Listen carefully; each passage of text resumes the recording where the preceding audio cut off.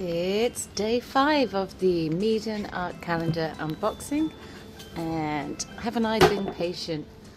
How good of me not to just rip the whole thing open. Let's have a look. Number 5. Oh, little tiny one. Here we go.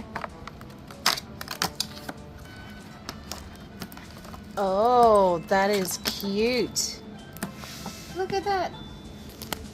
It looks like a tiny paint palette. But it has some kind of force field and I can't remove it.